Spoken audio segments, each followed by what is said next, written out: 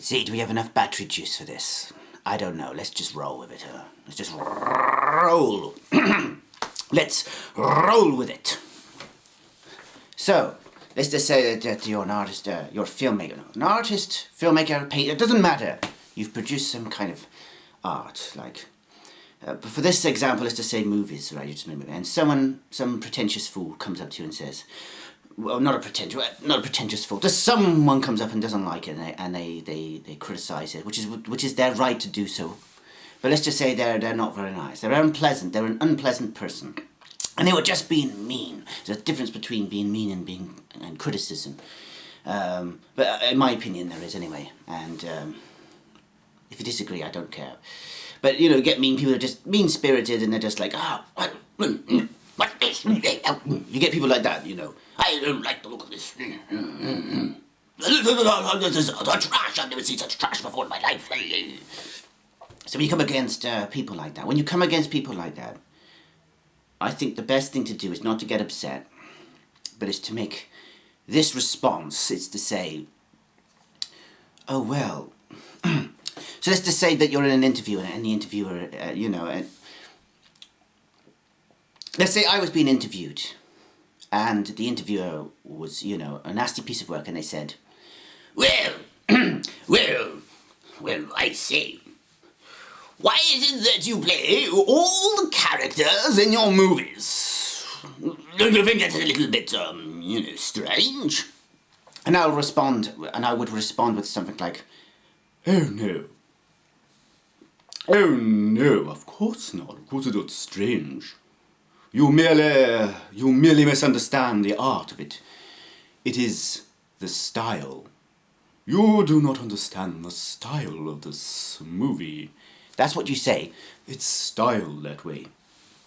And so when someone comes up to you and they say this to you, oh, well, I see. I must say I disagree with this art of yours. It looks utterly and thoroughly disgusting. Oh, that's because you don't understand the art of it. And you stand there, and you could sit there with like a cigarette in your hand, as this fool comes up to you. You do realize that this art of yours offends my eye. Well, that's because you merely don't understand the style, style of it all. That's your problem, my dear man. You can't see the hidden art of it. Yours here, you need to be able to look at it into the fourth dimension. That is the style of the art. Don't smoke, by the way. It's very bad for your health. I just thought, in these old movies it was smoking because it kind of looks sophisticated, but it's not sophisticated. It's stupid. Oh, well, you obviously don't understand the style of the art, do you? And that's what you do when you're traveling around and people come up to you and they say, oh, what on earth is this all about? What do you think you're doing? You simply don't understand the style of the movie. We here in Germany, we do not like your movies. Well, that's because you simply don't understand. That's because you simply don't understand the style. The movie is styled that way. And I kind of like to, and you can turn things around, I find, in arguments. You can turn things around. You see, I kind of like, sometimes it's difficult, but I like playing most, in a lot of the movies, I do sometimes get people to help me, but in most of the movies I made, I do play the characters, most of the characters wearing masks and whatever. But I feel, looking back on it now, I feel it makes the movies kind of unique in a way. It gives them that bit of SWW production. It's the style of SWW Productions. It's got nothing to do with it being cheap. It's got nothing to do with it being, low budget. It's got nothing to do with the fact that we got no resources, and the fact that nobody wants to get involved in the projects. No. It is the style. It is the style. It is the style of the movie. It's styled that way. And it's also it's unique. This is the unique style of SWW Productions. And even though you know, it's a complete load of what I just said then is a complete load of rubbish. Complete load of trash. You know, it doesn't matter as long as it sounds good. I feel, as long as it sounds like good, as long as it sounds like you kind of know, you gotta be kind of a medium to kind of goodish actor, and you've got to somehow try and make it sound good. And if you can make it sound good, I think you can change people's opinions. You know, you can change people's opinions. You can get them to see what you're trying to get at. I think that's what I'm trying to say. Yeah, you can kind of turn things around. Yeah, you can, I'm sure. Just put a little bit of thought into it, and you can make them look at your art differently. I mean, look, I went to an art exhibition once, and people were drawing like, this is true, this is real, I can't remember where it was, but people were drawing lines on walls, and someone had took a chair and they stuck it up on a stool. They stuck a chair on a stool. High art. And you get a bunch of like pretentious, you know, hobnobbing, sort of flimsy, sort of artsy types that come in and like, they pretend to think that they pretend to see it, to see what's magic about this chair on a stool, on a table. They pretend that they can see the art. They don't have a clue. They haven't got a clue. They just want to appear that they're smart, but they're not. No, they're not smart. I don't know what they're talking about. Oh, I must say that chair on this table looks rather splendid, doesn't it now? And oh yes, love. Oh yes, love. I must admit, I do rather admire that chair on the table over there. It does rather take me back. Forget that masterpiece over there by Constable. No, that's just a big old mess. This is pretentious nonsense. This chair on the table is far too superior.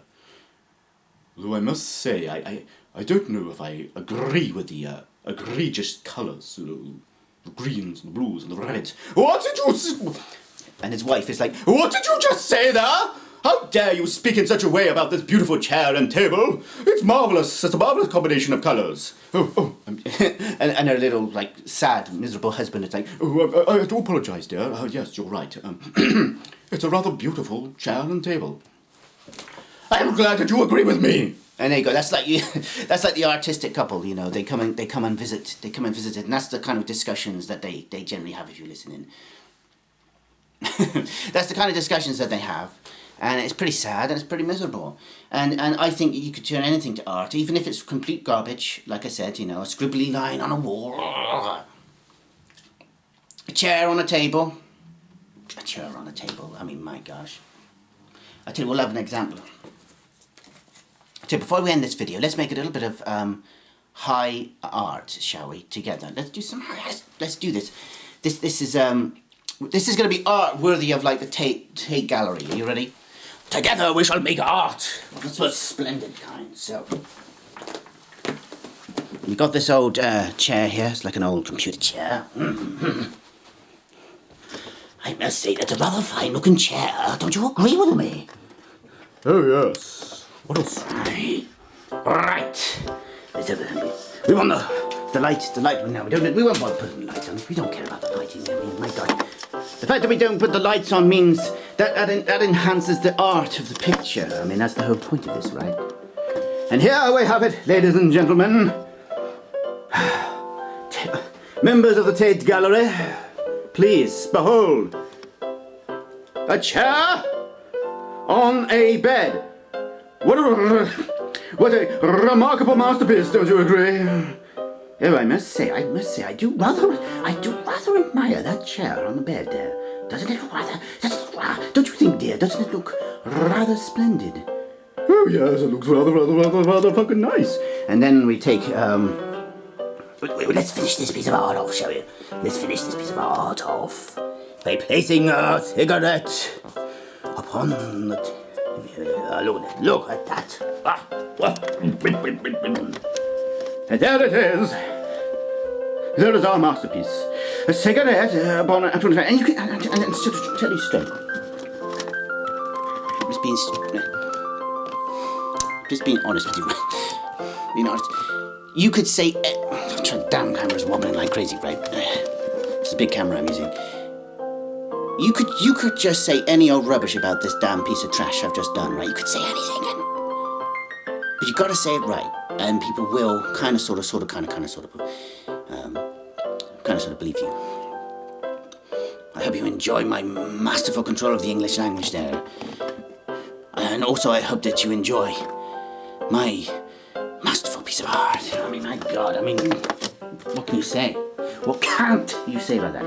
And you just gotta speak about it in a certain sort of way. You know. Oh, well, the whole meaning of this picture. So what's this all about then? Well, the whole meaning of this picture, of this particular piece of work here, is that it's a working class chair. And the combination, the juxtapositioning of the chair and the bed and the cigarette, of course, is to show the work and the stress, the levels of stress that went through the members of the working class during the 1920s, you know. Yes, and you know, you have the bed here. This is where the working class would have slept, you see, at one time, before they went off to work hard in the mines. Oh, yes, before they were closed down in the 80s, and over there, there's the chair. This is where the working class man, or person, because we must be politically correct, the working class man or woman would have sat, and they would have sat in this beautiful chair when they were resting from their work, and then they would have, see this here, they would have had a little spit of tobacco, because it was perfectly acceptable to have that back in the 1920s. And it would have sat here, and it would have smoked. And this piece of art, it perfectly encapsulates that period of the human history. Ah, yes, you could see it all in one fine flow. Oh, yes, it was rather nice. Very nice.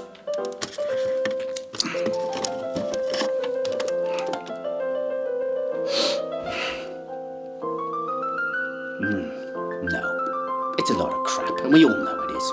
See you later, folks.